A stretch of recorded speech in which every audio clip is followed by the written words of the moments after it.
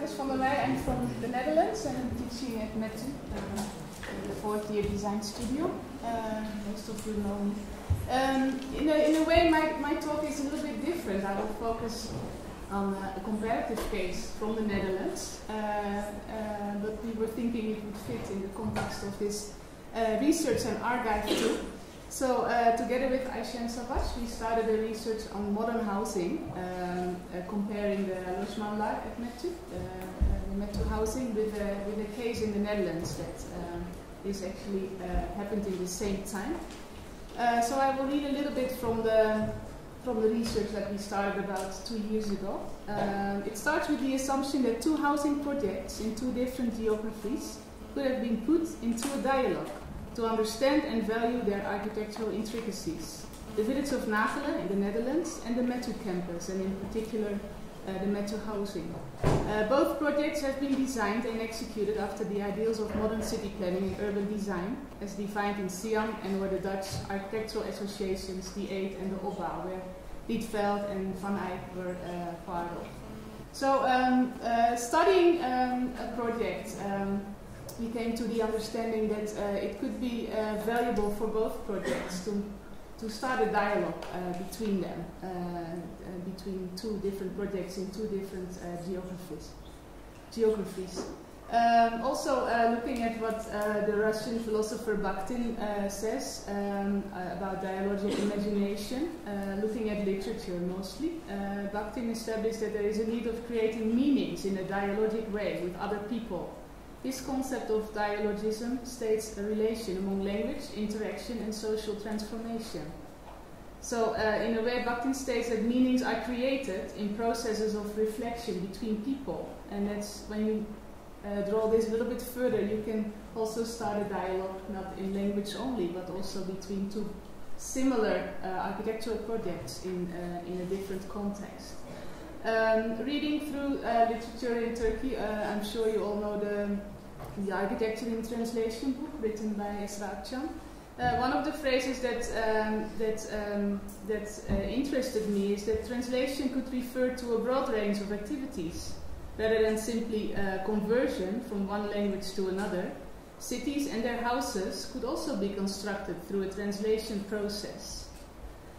So, as I said, we started this idea in 2013.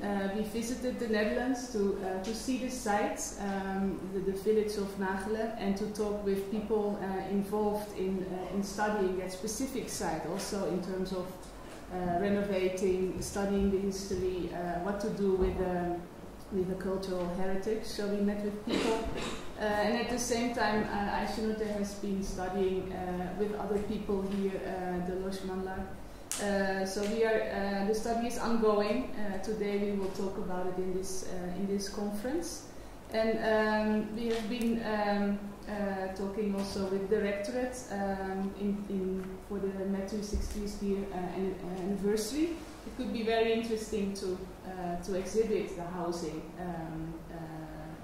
Make an exhibition of the houses as part of the celebrations. And the final goal is to have a publication and a film of the project. So the research will be based on the model of Nagele. I will show a little bit more because, of course, most likely none of you know the project. But on the contrary, I mean, with the archives that we are discussing today, we are over the years, from what I understand, starting to archive the buildings here at METU, but there's not a lot published yet. It's an ongoing process. In the Netherlands it's similar, but in the case of Nagele, a lot of articles, exhibitions and publications have been done already. There was a big exhibition in 1984. Two movies have been shot, one at the very beginning, while the project was under construction, and as a revisit of the project in 2011. And also in 2011, when a lot of my colleagues were unemployed in the Netherlands because of the economic downturn, some of them were involved in a research and design lab to think about the village, because although architecturally very interesting, when you look at it socially and economically, the village is emptying out, people are leaving, and there needs to be thought about how to keep a monument or how to revive a village. In the research that we are undergoing now, we want to focus on the organization and the urban structure of the two projects, the architecture of the individual houses, and the architectural elements, the details. So in the METU case, of course, there's the sloped roofs, the bay windows, the patios, the way that the houses are put together, which is, I think, for most of you well known. So for today, in this brief presentation, I would like to focus on the case in the Netherlands. So these are the two different geographies. And this is back to METU, the start of the campus, and as you will know on the site here, the METU housing will appear later. So this is still a view of bare land in a way. The Anatolian prairie was very bare without trees, and the land and the campus really has been created on a tabula rasa in a way. And this is how it looks like today, the pictures that you all know. In the Netherlands, in a way, and it cannot be a coincidence, at the same time, also in the 1950s, when the Netherlands was struggling to get up from the Second World War and there was a shortage of space, we decided to make land out of the sea. So we reclaimed land from the sea. And as you all know, when the dikes and the levees and the waterworks would not be there, more than half of the country would be underwater. So dealing with the sea in Holland is a big theme.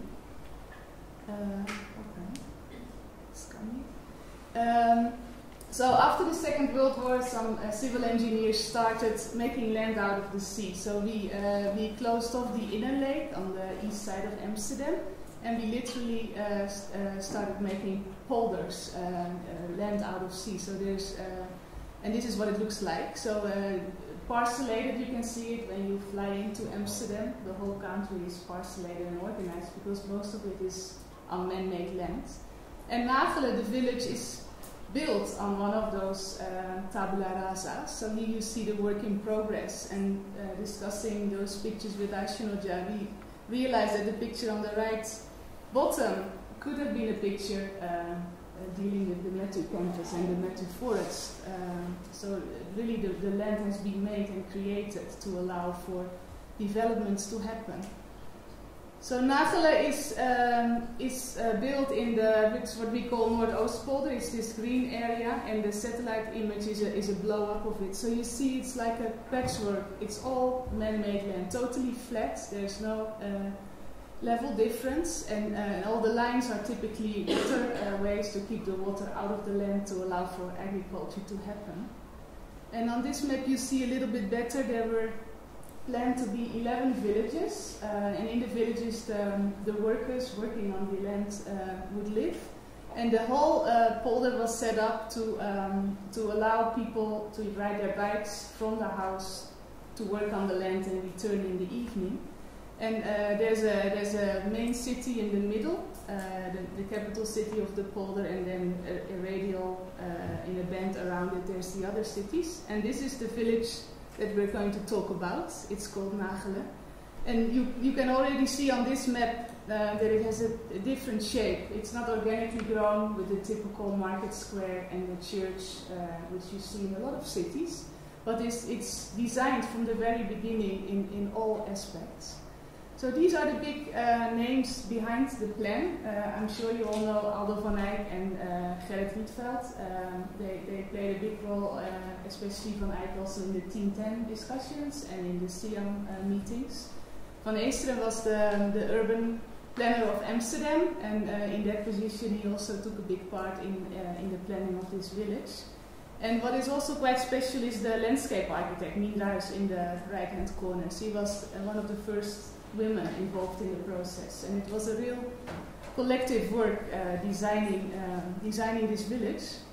And at certain points, especially Van Eyck, Rietveld and Van Eesteren stood up to really make it happen, but it was a team of 15 to 20 architects working on it. these are the panels from Aldo van Eyck, and they, here you can see in those circles that there was land before and the horizon, then or sea before, then there was land made, and then there was a plan to design the village. In all, and literally everything was designed, and they didn't start with a center, but they started with creating an horizon, another horizon within the horizon. So they started to create a row of trees around the village, and within that living room, and that's how Van Eyck called it, they would design the different clusters of houses, kind of based on the farms that you see in this little sketch that you see in the agricultural area. All the farms also have trees around them. This is the second panel that he designed to explain the idea. So you see the plan of the Netherlands, and in the black dot it's the polder, and then the polder enlarged, the 12 or 11 villages, and Nagele is right here. And then the village was designed, and everything was designed. Actually, even the people who were going to live in there were designed. Holland is a very religious country, so they decided to build 3 churches for the 3 denominations, a Catholic and 2 different Protestant churches. The people were selected based on their background, their income, their qualities, how many children they had.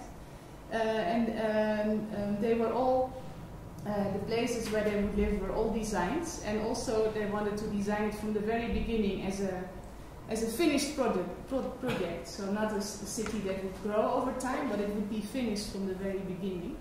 So here you see some more design sketches with the hedge around it. And the center, as you know, all Dutch cities really have a center, which is dense, which has a church and a market square. But in Nagele, you will see later, the center was empty. It's a green area that was kept empty to socialize, to bring the people together. So there's a big green meadow in the middle of the village where people would come together. So this is the definitive design. In the little picture you see an aerial view of how the old farms would be appearing in the polder. But the right image is the definitive design of the village. Knowing that it all happened at the same time as Mondrian was painting and the style as a movement came up, it's very interesting to make a comparison to drawings that were done in that same time, because it's a very orthogonal design. So within that hedge of trees, which formed the living room of the city, kind of, there were 7 little clusters where the different groups of people would live. So one here, one here, and they would all have their little grassy fields for the children to entertain and for the people to come together. But in the middle of the city, there would be the big grassy field with the community house and 3 churches and some shops and common functions. So this is the actual program. It was originally designed for about 300 houses, and everything was very well designed. 130 farm workers, 60 workers, 30 store houses, 30 crafts houses, middle class houses, upper scale houses. Everything was designed. People actually literally were selected to live in the village. 3 churches, 3 schools, and even a cemetery was designed for the people who would pass away in the time. And as you know, Dutch people like planning and zoning. So this is really like a ruling document, zoning all the different functions in the town. So where the green is, you see the trees. Where the lighter green is, there's the grass. This hatched area is the sports facilities. This area in a little green square is the cemetery. And then there was the opportunity to create these water elements as a hook in the village, to kind of anchor the village and to position it in the polder. And it's maybe also interesting to know that this was all done, first of all, as an experiment. The group of the Ach and Opbouw and Van Eyck and Diesel, they were given this village as one of the 11 to study, and they would see what would come out of it. But then it was presented at the Siam in Bergamo, and it was pushed a little bit further by the city planner of Amsterdam. And in the end, they convinced the municipality to make it built, and it's one of the only villages in that polder which is built like this, and which is still surviving as of today. And this is a sketch of Rietveld with this intention to really design a city from the very beginning. So it's about the individual and the community, and he wanted to attempt to make a village out of one piece. No center with suburbs, it doesn't grow, it is defined once, and the accidental element is eliminated. So quite an organic sketch, but the idea you can still read in the final product. And these are some pictures from the very beginning. So you see the individual, the gardens behind the houses, and you see children sitting on a stone right next to the church. And it was interesting to see that also the Metu landscape includes big rocks and similar landscape in a way. This was one of the community houses, a cafe, restaurant and community house that would bring the people together in the weekends and for festivities. Unfortunately, this is one of the few buildings that didn't survive until today. And you see some areas of the city in progress. So again, here the trees were planted on bare land, and the roads were designed, and all the 7 clusters you can recognize within the concept. Some more original pictures of the inside and the outside. So all happening also between 1952 and 1957. The way the children use the grassy areas in the middle of the city. At the moment there's a lot of, especially in 2011 actually, there came a lot of attention for the village, because there's a problem. As architects we look at it as a success, but looking at it economically it's a failure actually from the very beginning, because industrialization happened and people were not running agriculture as they intended to be. So the village emptied out very soon, and people would not ride their bike, but they would use the car. But because of the lack of money and maybe the lack of attention, it is still very much present nowadays. So this is a shot that I found of the current situation, and you can still read the original scheme, and the houses only in the lower bottom here there has been an extension which is not according to the original concept, but when you go there now it feels like you walk back into the 50s. So that's what we did in the summer last year, and this was the program that we did. So we spoke with the initiator of the design lab, a famous architect in Holland, Peter Bruin, to discuss. He has been working in this city for a while to see how you could revive, renovate, and give a new injection to the city. We went to study the archives. We talked to the volunteers who are running a very nice museum in one of the empty churches, in the Catholic church actually, and they made a wonderful exhibition about the progress of the village. And we looked at the area as it is today, and as you can see, some of the houses have been renovated, and they are still from the very beginning very original, with the flat roofs, although typically in Holland we would build sloped roofs in that time also. We found many drawings in the archive in the NIE in Rotterdam, original drawings from Rietveld, and this is a project that also has been recently renovated. Very plain, straightforward, no-nonsense architecture, but really the orthogonality and the urban design of the plan is quite interesting within that area of the trees. So you see that hedge of the trees in the back, and one of those inner courtyards. And this is one of the schools. There were also 3 schools because of the 3 religions. In the back you see a church of Bakema. This is a school by Van Eyck. And this is the current look of the school. So also this school has been renovated and is still in use as a school. And the cemetery, very nice landscape also. So although there's not too many details, talking about details also, as I don't know if you mentioned, the details of Nagele, and I think in a way also of what you can find in the Metro housing, is in the walls. So the walls of the schools and the churches in this village are exposed brick, inside and outside are treated similar. There's the thresholds, so first of all coming from the polder, from the landscape, from the agricultural lands into the city, you enter a hedge of trees. Once when you're in the hedge of trees, you enter another little cluster of houses. So there's thresholds on different scales. There's the flat roofs without any exception, and because of the flat roofs and the two-story limitation, the design is very strict and plain. And then there's a framing of the views, first of all of the village in the polder, but also inside the village that happens. So those will be the topics for study. So this is the current view, the nowadays view of the landscape when you're with your back at the village, but looking into the wide landscape. And when you're looking back behind that row of trees, you would enter the village and you would be in a secluded area. So here's some pictures we took of the meetings we had with the architects and the people of the archives.